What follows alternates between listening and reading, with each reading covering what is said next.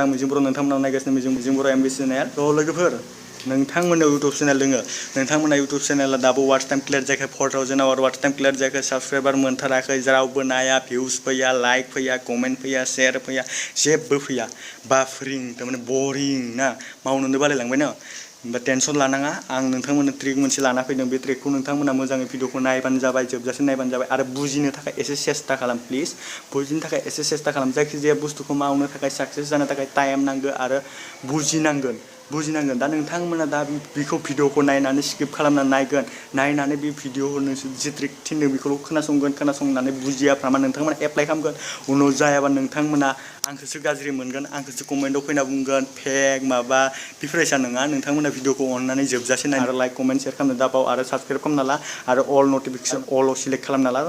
मानोना आं जेब्ला भिडिअ आपल'ड खालामगोन बे चेनेलाव नोंथांमोनाव बयनिसाय सिगां नटिफिकेसन थांदो बयबो डेभेलप जाथों बेखौ आं आसा खालामो ओंखायनो जायनि इउटुब चेनेल दङ आं मदद खालामगोन आरो जायखिजाया कुइसन आरो माबा मोनसे डाउट दङबा आंखौ कमेन्ट खालाम आं रिप्लाइ खालामथारगोन आरो माबा मोनसे टपिकनि बागै नोंथांमोननो भिडिअ नांगौबा आंखौ बुंबानो जाबाय आं बे भिडिअखौ नायनानै नोंथांमोना बुजिनानैबो जुदि जेबो फाराग जायाबा नोंथांमोननि चेनेला जेबो ग्रथ जायाबा आंनि चेनेलखौ आनसाबस्क्राइब खालामबाय स' भिडिअखौ जोबजासिम नाय स' लेट्स स्टार्ट बैनिसै सिगां गावनि मबाइलाव थांनानै बेयाव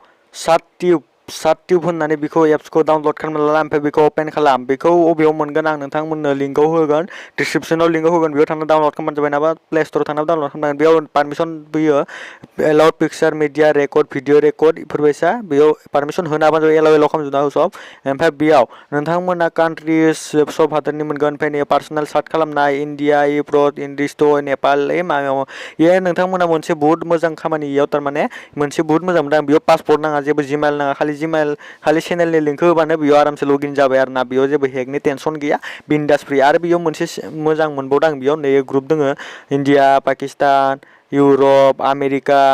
नेपाल बांलादेश एक्सेट्रा बहुतटा बेयाव एड्स खारबाय थायो गेजेर बेनिफ्राय बेयाव मोनसे बुस्थु मोजां थारमाने इयो जाय खेबसे साबस्क्राइब खालामो ना बे आनसाबस्क्राइब खालामना ला आरो जुदि बे आनसाबस्क्राइब खालामगोन साबस्क्राइब खालामनायनि उनाव बेयो एकाउन्टआ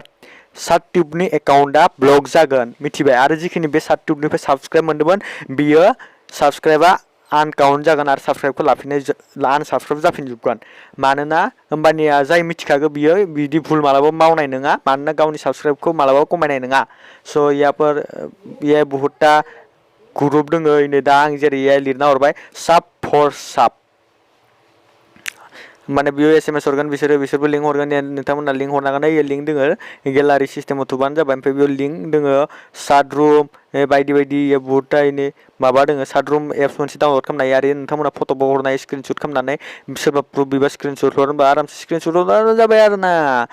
फेक एकाउन्टजों नोंथांमोननि बेलेग एकाउन्टजों चेनेल दोनो आरो बेलेग एकाउन्टजों साबस्क्राइब खालाम स्क्रिनशट हर जाबाय बिन्दास जेरै आंनि चेनेलखौ साबस्क्राइब खालामदों नोंथांमोना दानि स्क्रिनशट नुदो जानांगौ